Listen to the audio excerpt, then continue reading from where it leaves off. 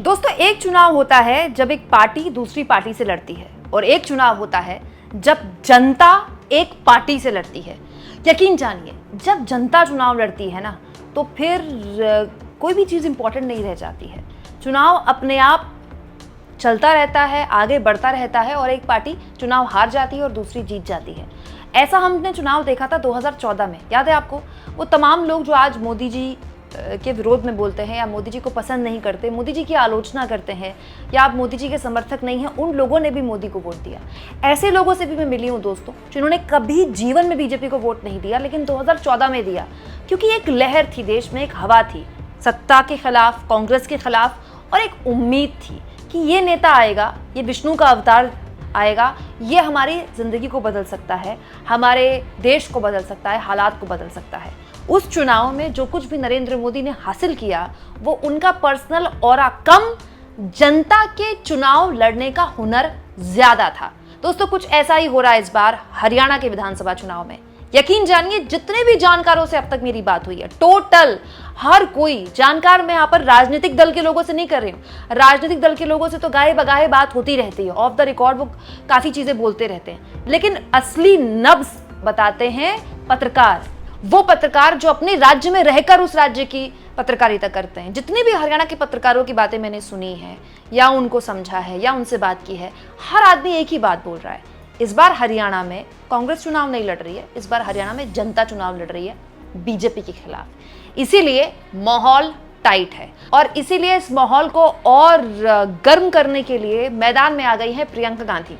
दोस्तों, लोकसभा चुनाव में प्रियंका गांधी का प्रचार काफी सुर्खियों में रहा था और उनकी कई रैलियों में, कई भाषणों में जिस तरह की बातें प्रियंका गांधी ने बोली थी, वो राहुल गांधी ने भी नहीं बोली थी।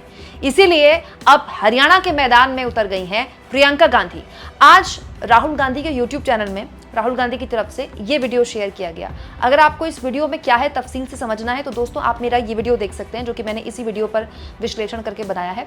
तो राहुल गांधी अमेरिका गए थे अभी कुछ दिन पहले, वहाँ पर उन्होंने उन लोगों से मुलाकात की जो कि हरियाणा से ताल्लुक़ रखते हैं और गलत तरीके से डंकी के रास्ते छुप कर अमेरिका चले गए, वहीं बस गए, लेकिन फिर वहाँ फंस गए और अब ना तो वो इंडिया वापस आ सकते हैं, ना इंडिया से कोई उनसे मिलने जा सकता है। हालांकि उनको वर्क मतलब काम करने का वहाँ इजाज़त मिल गई है और वो लोग पैसा भी भेजते हैं, लेकिन वो वहाँ एक तरह से उस देश में कैद हो गए। उन लोगों से राहुल गांधी ने मुलाकात की, उनसे बात की और फिर वापस आकर करनाल में उनके परिवारों से मुलाकात की। वो वीडियो भी मैंने आपको दिखाया था। लेकिन राहुल गांधी के इस वीडियो के बाद एक मुद्दे पर चर्चा होने लगी, जिस मुद्दे पर चर्चा नहीं हो रही है वो है दोस्तों बेरोजगारी। लोकसभा चुनाव में भी बेरोजगारी सबसे बड़ा मुद्दा था और हरियाणा में भी बेरोजगारी सबसे बड़ा मुद्दा है। दोस्तों, बहुत कम लोग ये जानते हैं। सबको ये लगता है कि हरियाणा और पंजाब में तो सब घर में करोड़पति हैं, हरियाणा पंजाब में तो हर घर के बाहर ऑडी और BMW खड़ी होती है। ऐसा नहीं है। क्या आप जानते हैं दोस्तों, देश भर में जो बेरोजगारी में अव्वल राज्य है वो हरियाणा है। दोस्तों, अलग अलग पैरामीटर्स में हाल के सालों में हमने देखा है हरियाणा ने रोजगार के मोर्चे पर बहुत खराब किया है और जाहिर तौर पर इसके लिए पिछले 10 साल जिस पार्टी की सरकार रही उसी को जिम्मेदार ठहराया जाएगा। तो रोजगार एक इतनी भीषण समस्या है कि डंकी के रास्ते गैर कानूनी तरीके से, गलत तरीके से हरियाणा के युवाओं को अमेरिका में काम करना पड़ रहा है।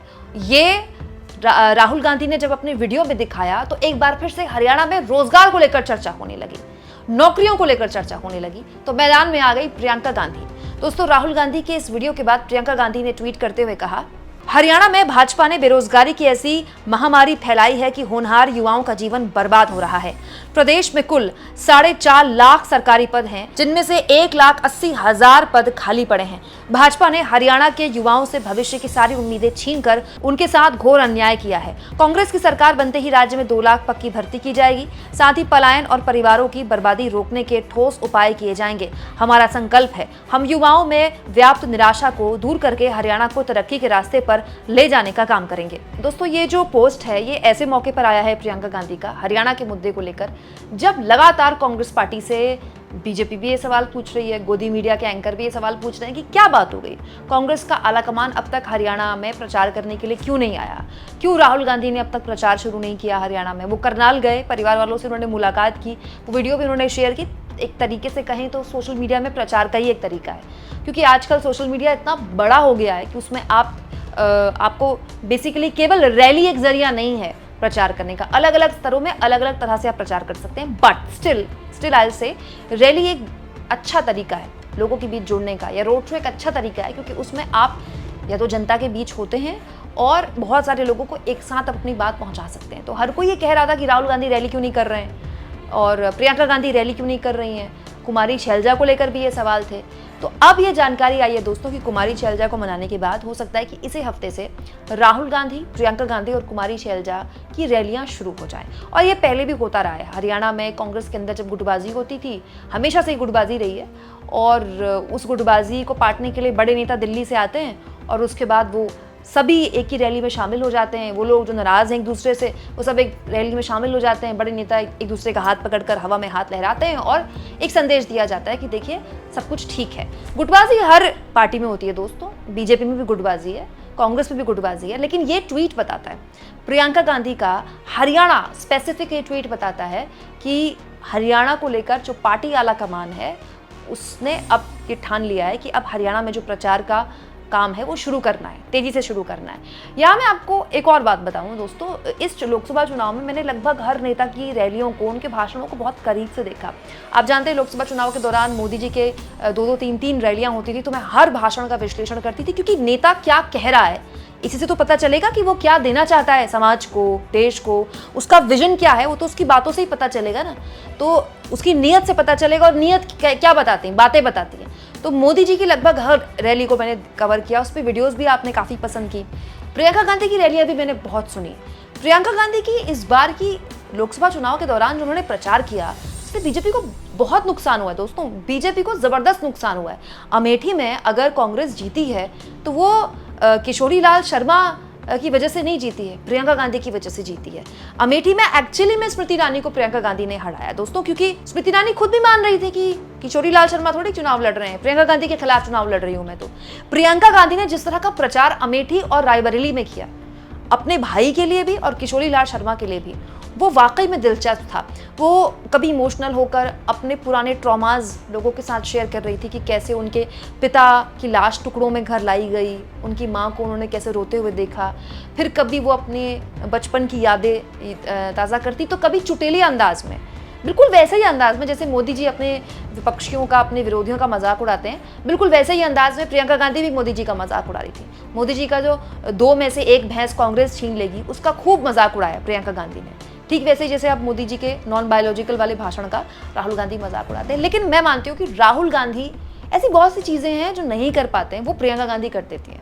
तो प्रियंका गांधी का लोगों के साथ जुड़ने का तरीका अलग है। I am not comparing anyone with anybody, but I am just telling you कि प्रियंका गांधी जिस तरह से लोगों से जुड़ती हैं, वो उसमें बहुत लोग अलग अलग तरह की छवियां उनमें देखते हैं। अब प्रियंका गांधी जब ये बात बोल रही हैं, हरियाणा में बेरोजगारी की बात रख रही हैं, तो ये इस बात की तस्दीक करता है कि आने वाले वक्त में न केवल सोशल मीडिया बल्कि ज़मीन पर भी बीजेपी का माहौल और टाइट करने के लिए और कांग्रेस का माहौल और बढ़ाने के लिए प्रियंका गांधी मैदान में उतरेंगी। और जब प्रियंका गांधी, राहुल गांधी मैदान में उतरेंगे दोस्तों, तो आप माहौल फिर पूरी तरह से बदला हुआ देखेंगे। वो तमाम लोग जो अब अचानक से कहने लगे हैं, मुझे भी बहुत लोगों ने कहा कि 10 दिन पहले जो माहौल था बीजेपी का, बीजेपी ने उस पर इम्प्रूव किया है, और 10 दिन पहले जो कांग्रेस का माहौल था, कांग्रेस ने उसमें लूज किया है। यही लोग 10 दिन बाद जब राहुल गांधी, प्रियंका गांधी मैदान में होंगे, यही लोग कहेंगे कि नहीं, कांग्रेस ने एक बार फिर से गेन कर लिया है। अभी जो स्थिति हरियाणा की है दोस्तों, अगर पूरा जोर लगाए कांग्रेस, अपनी गुटबाजी को पूरी तरह से खत्म करे और पूरा जोर लगाते अपने सारे संसाधन झोंक दे हरियाणा में, तो अगर 60 सीटें भी कांग्रेस जीत ले तो किसी को हैरानी नहीं होनी चाहिए। और यकीन मानिए 90 विधानसभा सीटों में 60 सीटें जीतना कांग्रेस के लिए कोई बहुत बड़ी बात नहीं होगी। क्यों?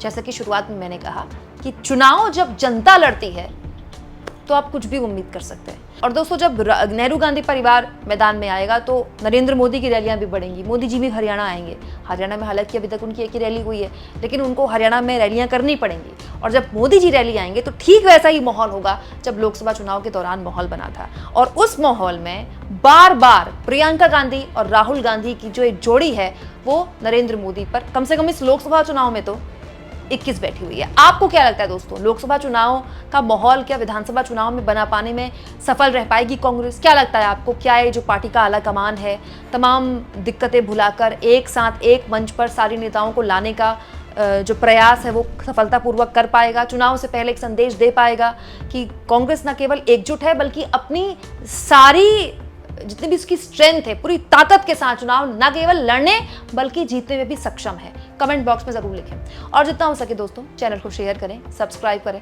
और थैंक्स फॉर ज्वाइन। ये 2 ऑप्शंस हैं जिसके जरिए आर्थिक तौर पर भी आप चैनल के हाथ मजबूत कर सकते हैं।